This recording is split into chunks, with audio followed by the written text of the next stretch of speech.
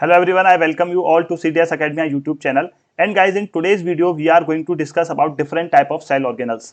So this is going to be the part 2 of our cells chapter. And after covering this video, you will be able to cover each and every question from your topic cell. आपको minimum 2 questions आपके exam में देखने को मिलेंगे and you will be able to do both the questions. So guys, in this video, let's understand what basically cell organelles are. सबसे पहले हमारा question क्या आता है कि sir what are cell organelles? So guys if we need to understand कि what are cell organelles, तो मैं आपको एक एग्जांपल देता हूं. आप एक सिंपल सा एग्जांपल मेरे से लो. एग्जांपल क्या है कि आपको पता है आपकी पूरी बॉडी है, तो आपकी बॉडी के अंदर you have different type of organs inside your body. आपके ऑर्गन्स है, आपका ब्रेन है, लंग्स है, किडनी है, ठीक है, लिवर है, सारी की सारी चीज आपके पास है. So all these organs help your body in the performance of your life process. आपकी बॉडी के मेंटेनेंस में, मेंटेनेंस फंक्शंस और आपको अलाइव रखने में सारे के सारे ऑर्गन्स जो हैं डिफरेंट रोल्स प्ले करते हैं और वो आपकी बॉडी के अंदर है. तो इन द सेम सेंस अब बॉडी को अगर when you will compare this body with your cells, so in the same sense cells also have different type of structures inside it which helps in performing different functions of the cell. कि cell के अंदर भी वैसे ही कुछ छोटे छोटे structures होते हैं जो सेल के डिफरेंट फंक्शंस को कैरी करते हैं and those different structures are known as cell organelles. तो समझ में आया कि सिंपल सी बात अगर आपको समझनी है तो you need to understand is that inside your cell different structures are present and all those different structures perform different functions of your cell. तो इन्हीं को हम बोल देते हैं cell organelles. Now important cell organelles we are going to discuss endoplasmic reticulum. Endoplasmic reticulum हम सबसे पहले जो है डिस्कस करेंगे और इसमें हम दोनों डिस्कस करेंगे, smooth endoplasmic reticulum and rough endoplasmic reticulum. Secondly we are going to discuss in this video about the Golgi apparatus. Golgi apparatus के बारे में हम डिस्कस करेंगे. Then we will discuss about the lysosomes which are also known as suicide bag of our cell. Then we are going to understand about mitochondria which is powerhouse of the cell. Then we are going to understand about plastids which play a major role in the photosynthesis of your plants. Then vacuoles. Why these cell organelles are important? Because they carry out very crucial functions in our cell. So guys, let's firstly understand about endoplasmic reticulum. तो endoplasmic reticulum actually होता क्या है. मान के चलो आपका एक cell है, तो in between to that cell there is one nucleus. उस न्यूक्लियस के बाहर these are the tube like structures. कुछ ऐसे ट्यूब जैसे स्ट्रक्चर्स आपके होते हैं, इनको हम बोलते हैं क्या, endoplasmic reticulum. So these tube like structures are known as endoplasmic reticulum. Now endoplasmic reticulum is a large network of membrane bound tubes and sheets. It looks like long tubes और round और oblong bags. तो आपको simple समझना है कि these are tube like structures just like this which I have drawn here outside the nucleus. ठीक है. अब दूसरी चीज आपको क्या समझनी है, your endoplasmic reticulum is basically divided into two types. आपका एंडोप्लाज्मिक रेटिकुलम जो है वो टू टाइप्स में डिवाइड करते हैं हम. कौन कौन से टाइप्स हैं? First one is your smooth endoplasmic reticulum, second one is rough endoplasmic reticulum. तो गाइस अब हम सिंपल सा, अगर आप मेरे से पूछो कि sir why rough endoplasmic reticulum are rough, कि हमारे जो रफ एंडोप्लाज्मिक रेटिकुलम है ये रफ एक्चुअली होते क्यों हैं, तो the simple answer to this question is that कि on the surface of the rough endoplasmic reticulum, बहुत इंपॉर्टेंट बातें हैं, बहुत इंपॉर्टेंट क्वेश्चंस आपके यहां से बनते हैं, तो ध्यान से सुनना और सब कुछ समझ आएगा, आई प्रॉमिस. तो रफ एंडोप्लाज्मिक रेटिकुलम की सरफेस पे देयर आर सम राइबोसोम्स. उनकी सरफेस पे क्या होते हैं, राइबोसोम्स. अब देखो लोगों को कंफ्यूजन क्या होता है, एक राइबोसोम होता है, एक लाइसोसोम होता है. तो आपको हिंट क्या है याद रखने के लिए कि R for rough endoplasmic reticulum, R for ribosome. ठीक है, बोथ आर सिमिलर. तो आपके राइबोसोम्स होते हैं, इनकी सरफेस पे the presence of these ribosomes in on the surface of the rough endoplasmic reticulum makes it rough. ये इसको रफ बनाता है. और दूसरी बात क्या आती है कि sir what is the basic function of ribosome. Ribosome का फंक्शन क्या होता है, ribosomes are the site of protein synthesis. ये क्या बनाता है, राइबोसोम प्रोटीन बनाता है, और प्रोटीन आपके सेल के लिए बहुत ज्यादा जरूरी है, सारे फंक्शंस में प्रोटीन चाहिए. तो प्रोटीन कौन बना रहा है, राइबोसोम. तो ये क्वेश्चन आपसे एग्जाम में पूछा जा सकता है. तो राइबोसोम्स मेक प्रोटीन. अच्छा, तो सर स्मूथ एंडोप्लाज्मिक रेटिकुलम क्या करता है, स्मूथ एंडोप्लाज्मिक रेटिकुलम क्या करता है. ये क्या बस ऐसे ही मतलब मजे लेने के लिए आया था, ऐसे बारात में आया है, शादी में आया है, क्या आया है सर, ये कुछ नहीं करेगा. क्यों नहीं करेगा, रफ एंडोप्लाज्मिक भी फंक्शन करेगा. क्या बनाएगा, it will make fat and lipids. ठीक है, ये आपके फैट्स बनाएगा, लिपिड्स बनाएगा. तो जब आपके ये लिपिड्स बनाएगा, ठीक है, तो लिपिड्स बनाएगा ये आपके. तो अब जरा मेरे को एक चीज बताओ, अब जरा एक चीज समझना कि यहां से लिपिड्स बने, यहां से गाइस आपके प्रोटीन बने. तो आपको मैंने पिछली वीडियो में बताया था कि आपकी जो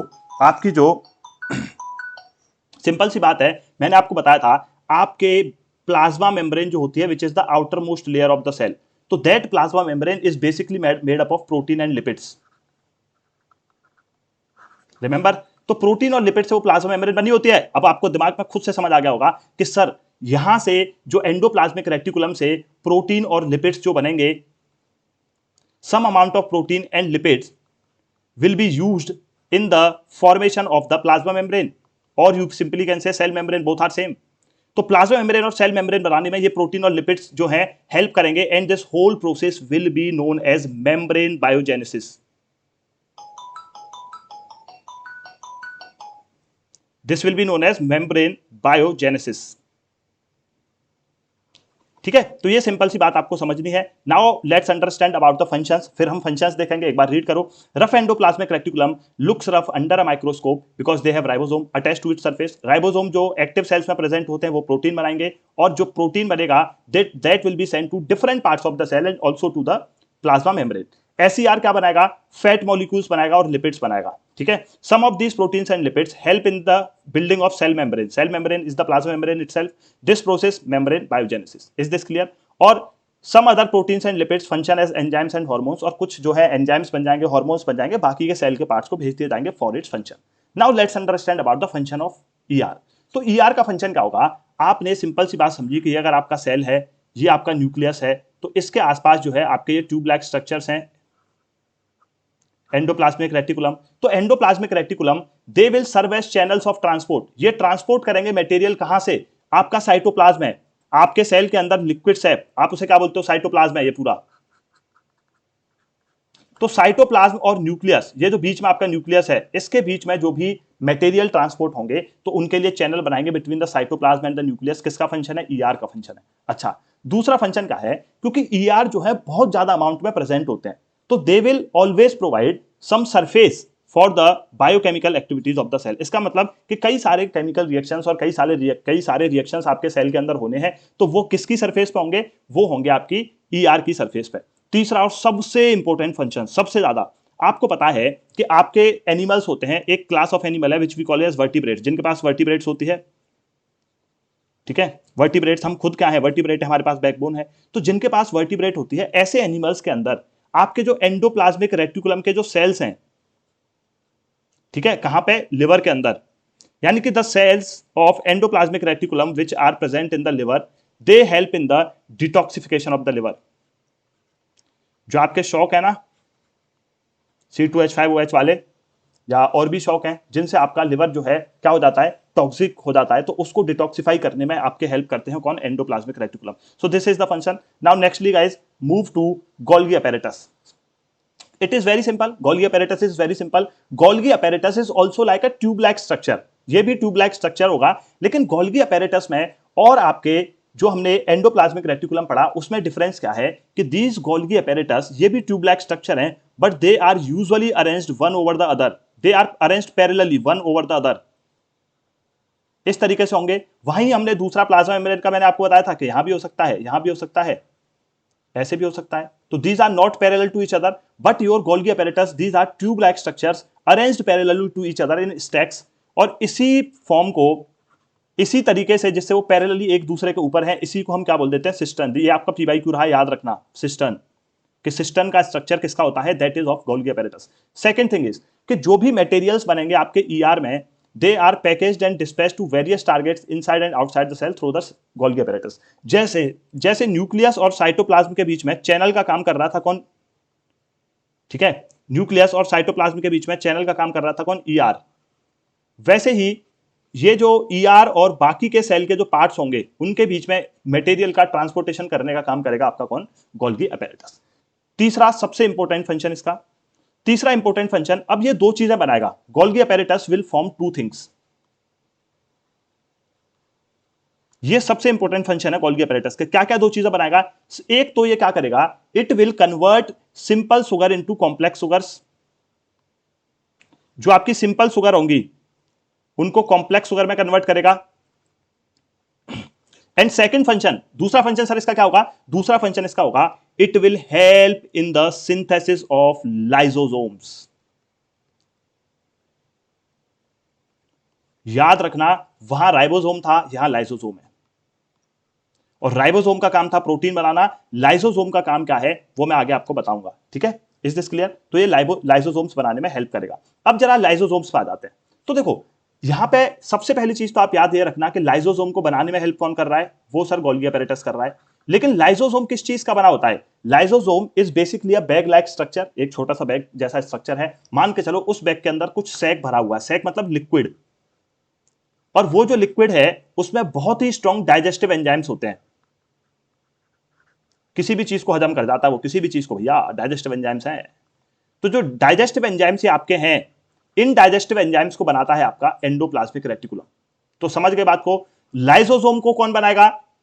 बैग को कौन बना रहा है? वो बना रहा है सर गोल्गी अपैरेटस। बैग के अंदर जो लिक्विड है उसको कौन बना रहा है? उसको बना रहा है एंडोप्लाज्मिक रेटिकुलम। सबसे पहला तो ये समझो, ठीक है, स्पेशली रफ एंडोप्लाज्मिक रेटिकुलम। सो लाइसोसोम के पास बहुत ही स्ट्रॉन्ग डाइजेस्टिव एंजाइम होंगे। अब देखो इसके पास डाइजेस्टिव एंजाइम्स क्यों होते हैं? क्योंकि this carries the waste disposal system of the cell. मान के चलो आपके सेल के अंदर किसी बैक्टीरिया ने एंट्री मार दी, कोई बैक्टीरिया आया, बढ़िया चश्मा वश्मा लगा के बोला आज बताता हूं इस सेल को, और गया जबरदस्त सेल में एंट्री मारी। लाइसोसोम ने चश्मा उतारते हुए रजनीकांत स्टाइल में उसे देखा, बोला अच्छा भाई से पंगा, भाई से पंगा, बोला इधर आ तू। जैसे इसके पास आएगा तो अपने डाइजेस्टिव एंजाइम्स को यूज करके उस बैक्टीरिया को ये मार देगा। या कुछ बेकार फूड मटेरियल आपके सेल के अंदर एंट्री मार गया, जिस फूड मटेरियल की जरूरत नहीं थी, बेकार का है वो, उसको भी बोलेगा इधर आ तू, इधर आ, ठीक है, और उसको भी खा जाएगा। सबको खा जाता है, ये बहुत भूखा है, ठीक है, बहुत भूखा है। तो lysosome are kind of waste disposal system. They help to keep the cell clean by digesting any foreign material as well as worn out cell organelle. कि भाई कोई भी फॉरेन मटेरियल मतलब कोई भी बैक्टीरिया आएगा, फूड आ गया बाहर से, उसको भी डाइजेस्ट कर जाएगा। अब ऐसा भी तो हो सकता है आपके सेल के अंदर कोई जो है एक स्पेसिफिक, मान लो माइटोकॉन्ड्रिया खराब होगा, तो उस माइटोकॉन्ड्रिया को बोलेगा तेरा काम नहीं है, इधर आ, तेरे को भी खा जाऊंगा, और फिर नया माइटोकॉन्ड्रिया बन जाएगा सेल के लिए। तो इसका खाने का काम है। फॉरेन मटेरियल चाहे वो फूड हो, बैक्टीरिया हो, सबको ये डाइजेस्ट कर जाएगा। हमने कहा ठीक है। लाइसोसोम ऐसा क्यों कर पा रहा है? Why lysosome is able to digest each and everything? Because it has powerful digestive enzymes which are made by the rough endoplasmic reticulum. अच्छा, क्योंकि अब देखो कई बार क्या होता है, मान के चलो इसने फॉरेन मटेरियल को, देखो इसने फॉरेन मटेरियल को खा गया, ये अपने सेल के ऑर्गेनल को खा गया क्योंकि वो वेस्ट हो गया था, सेल ऑर्गेनल खराब, कुछ काम नहीं बचा था उसका, वेला।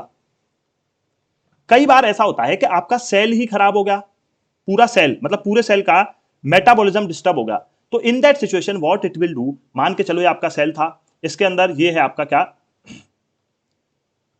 ये है भैया आपका क्या, लाइसोसोम। और इस लाइसोसोम ने देखा, बोला यार ये सेल ही किसी काम का नहीं रहा, तो इसने कहा चलो चलो भैया जो है सेल बॉम्ब बनने का काम करते हैं, और जो है अपनी गर्दन में बॉम्ब डाल के ये क्या करेगा, फट जाएगा। और जैसे ये फटेगा, इसके पूरे डाइजेस्टिव एंजाइम्स आपके पूरे सेल के अंदर फैल जाएंगे और पूरे के पूरे सेल को डिस्ट्रॉय कर देगा। That's why it is also known as suicide bag of the cell. इसको हम क्या बोलेंगे, suicide bag of the cell. ठीक है, तो ये आपको लाइसोसोम के बारे में पढ़ना है। Next comes is your mitochondria. This is very very important. और यहां पे जो मैंने इस पेज पे ब्लू से मार्क कर रखा है, वो आपके पिछले पेपर में एग्जाम में आपसे एग्जामिनर ने पूछा हुआ है, तो थोड़ा ध्यान देंगे इस पे। तो माइटोकॉन्ड्रिया क्या है? देखो माइटोकॉन्ड्रिया का काम क्या है, this is basically power house. Power house का मतलब क्या है, जैसे आपका लाइट का पावर हाउस होता है, वहां से सबको पावर भेजी जाती है सबके घर में, तो वैसे ही माइटोकॉन्ड्रिया जो है, it is involve in the formation of ATP. ATP stands for adenosine triphosphate. Here you can see adenosine triphosphate. तो माइटोकॉन्ड्रिया एटीपी बनाता है। माइटोकॉन्ड्रिया के अंदर मान के चलो आपने खाना खाया, होता क्या है देखो सिंपल बताता हूं, वैसे आगे हम और पढ़ेंगे। आपने खाना खाया, आपने न्यूट्रिशन लिया, वो न्यूट्रिशन आपके माउथ से होते हुए, स्टमक से होते हुए पूरा डाइजेस्ट वाइजेस्ट होकर आपके स्मॉल इंटेस्टाइन में पहुंच गया। स्मॉल इंटेस्टाइन से विली ने ब्लड में एब्जॉर्ब हुआ, विली के थ्रू ब्लड में आया, ब्लड से जो है वो सेल में पहुंचा, और सेल में पहुंचने के बाद वो पहुंचा आपके सेल ऑर्गेनल्स के पास। अब क्योंकि इस फूड मटेरियल से, अब ऐसा तो नहीं है आपके सेल ऑर्गेनल्स को वो फूड मटेरियल खाने थे, खाने का भूखा था सेल, सेल को खाना नहीं चाहिए, सेल एनर्जी लेता है एटीपी की फॉर्म में। तो अब उस खाने से एटीपी बनाने का काम माइटोकॉन्ड्रिया करता है। और किसकी प्रेजेंस में? ऑक्सीजन। ऑक्सीजन कहां से आती है? रेस्पिरेशन। ऑक्सीजन नहीं लेते हो कोई ऐसा तो नहीं सर नहीं मैं नाइट्रोजन लेता हूं, सब लेते हो ऑक्सीजन। तो ये है सिंपल प्रोसेस, मैंने सिंप्लीफाई कर दिया। तो एटीपी बनाएगा। तो माइटोकॉन्ड्रिया जो है उसकी दो लेयर होती हैं, एक ऊपर वाली, एक नीचे वाली। ऊपर वाली जो लेयर होती है वो पोरस होती है, मतलब उसमें छेद होते हैं जिससे कि कोई भी चीज अंदर बाहर हो सके। और अंदर वाली जो होती है दैट इज डीपली फोल्डेड। अब देखो फोल्डेड का क्या सेंस है, मान के चलो आपके पास इतना बड़ा पेपर था, आपने क्या करा, एक बार इसको ऐसे फोल्ड कर दिया, ये इतना हो गया, एक और बार फोल्ड किया, ये इतना हो गया, फिर एक और बार फोल्ड कर दिया। यानी कि जब आप फोल्ड कर रहे हो तो वो जगह तो कम घेर रहा है लेकिन उसका सरफेस एरिया सेम है, आगे पीछे वो 2-3 बार फोल्डेड होगा। तो in the same sense mitochondria की जो इनर मेम्ब्रेन होती है दैट इज डीपली फोल्डेड। अब फोल्डेड क्यों है? फोल्डेड क्यों है? क्योंकि भैया आपका जो खाना आया उस खाने को ऑक्सीजन की प्रेजेंस में ट्रीट करेगा तो वो केमिकल रिएक्शन होगा, उस केमिकल रिएक्शन के लिए कुछ सरफेस एरिया तो चाहिए। तो to provide that surface area for the conversion of the food material in the for the respiration, that is basically known as respiration, तो आपका क्या बनेगा? एटीपी। एटीपी क्या है? एनर्जी करेंसी, इसी के फॉर्म में एनर्जी लेते हैं। ये आपका पी बाई क्यू है। ध्यान देंगे, माइटोकॉन्ड्रिया एक ऐसा सेल ऑर्गेनल है हमारी बॉडी के अंदर जिस पे खुद का डीएनए होता है और खुद के राइबोसोम होते हैं, माइटोकॉन्ड्रिया। और दूसरा प्लांट के पास क्या होता है? प्लास्टिड।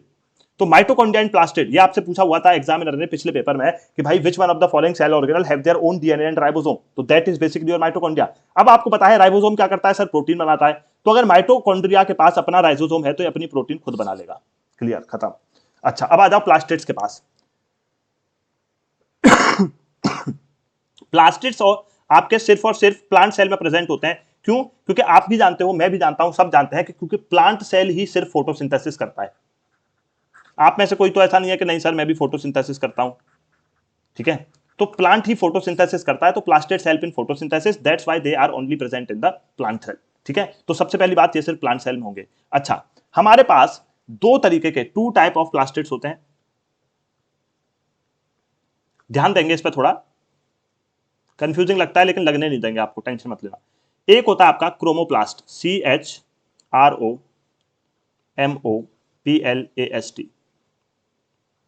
क्रोमोप्लास्ट होता है। दूसरा होता है आपका ल्यूकोप्लास्ट। तो जो आपका क्रोमोप्लास्ट होता है इसको हम बोलते हैं कलर्ड प्लास्टिड। कैसा प्लास्टिड? कलर्ड, कलरफुल होता है। और इसको हम बोलते हैं कलरलेस, और यू कैन सिंपली से व्हाइट प्लास्टिड। ठीक है, ऐसा क्रोमोप्लास्ट जिसके पास क्लोरोफिल हो, यानी ऐसे chromoplast which contains chlorophyll are known as chloroplast. तो तीनों में मैं कह रहा था दुनिया को लगते हैं कंफ्यूजिंग, आपको मैं नहीं लगने दूंगा। सिंपल सी बात समझनी है कि chromoplast is a type of plastid and chromoplastt which have chlorophyll are known as chloroplast and these chloroplast helps in the photosynthesis। Leucoplast तो व्हाइट होते ही हैं, खत्म हो गई आपकी बात। Chromoplast, two type of plastids हैं, क्रोमोप्लास्ट जिनको कलर्ड बोलते हैं, ल्यूकोप्लास्ट व्हाइट होते हैं। क्रोमोप्लास्ट के पास पिगमेंट होता है क्लोरोफिल, उनको बोल देंगे क्लोरोप्लास्ट, और chloroplast help in photosynthesis. Leucoplast क्या करेंगे? अब ये क्रोमोप्लास्ट अगर फोटोसिंथेसिस कर रहा है तो ल्यूकोप्लास्ट भी तो कुछ करेगा, वो स्टोर करेगा किस चीज को? ठीक है, primary organelles in which material such as starch, oil and protein granules are stored. Very important, leucoplast storage में काम आएगा। Internal organisation of the chloroplast contains numerous membrane layers embedded in a material called stroma. तो this आपको ये term याद रखना है कि stroma is a material which is related to the chloroplast. Again सबसे सिंपल चीज जो मैं पहले बता चुका हूं आपको, plastids are the organelles which have their own DNA and ribosome.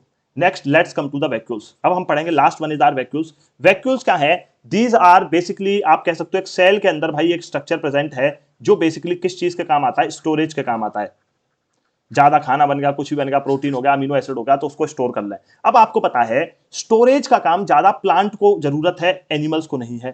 क्योंकि हम तो भैया, हमें तो जब भूख लगेगी, जब एनर्जी की नीड लगेगी हम ले लेंगे। प्लांट को बेचारा ऐसा तो नहीं है कि आज मान लो बारिश हो गई, अगर बारिश हो गई तो सिंपल सी बात आप जानते हो कि भाई सनलाइट नहीं है। अब प्लांट बेचारा भूखा थोड़ी बैठेगा पूरे दिन भूखा थोड़ी बैठेगा, तो वो ज्यादा स्टोर करके रखता है अपने पास फूड। ठीक है, अब प्लांट के पास ऐसी कोई सुपरनेचुरल पावर तो नहीं है कि सन को फोन करे, बोले अरे भाई सुबह से खाना नहीं खाया, जल्दी से एक काम कर, ये सनलाइट जल्दी से दे, ठीक है, बारिश बाद में। तो इसीलिए vacuoles are storage sacs. Vacuoles are small sized in animal, while plant cell में बहुत लार्ज होते हैं। किसी प्लांट सेल में वो 50 से 90% तक पूरा एरिया घेर लेते हैं। Plant cell vacuoles are full of cell sap and provide turgidity, और ये थोड़ी सी टफनेस भी प्रोवाइड करते हैं। काफी सारे ऐसे सब्सटेंसेस जैसे कि amino acid, sugar and various other acids and proteins are stored in the vacuoles. और जो सिंगल सेल ऑर्गेनिज्म होते हैं, जैसे आपका अमीबा भाई साहब है, तो अमीबा भाई साहब के अंदर मैंने कल भी बताया था, उनके पास फूड वैक्यूल भी होता है। So guys this is all about your cell chapter and I hope this video was useful for you. ठीक है, इससे बाहर एग्जामिनर आपको नहीं जाएगा क्वेश्चन पूछने के लिए if we talk about the cell. So guys happy learning, अच्छे से सीखो and all the best for your exam. And hardly 20 days आप कह सकते हो, 23, तो 3-4 दिन तो आपके वैसे ही निकल ही जाने हैं, तो hardly 20 days are left for your exam. So अपनी पूरी जान लगा देनी है, अच्छे से पढ़ो। All the best. कोई भी डाउट हो जस्ट टेक्स्ट मी आउट, ठीक है, ऑन द इंस्टाग्राम और ask me wherever you are in contact with me. So let's clear this exam together. बाकी ऑल द बेस्ट, जल्दी से करो, अभी जल्दी से 1000 सब्सक्राइबर होंगे तो we will practice the PYQ also. Okay, so all the best guys, bye bye, take care, जय हिंद।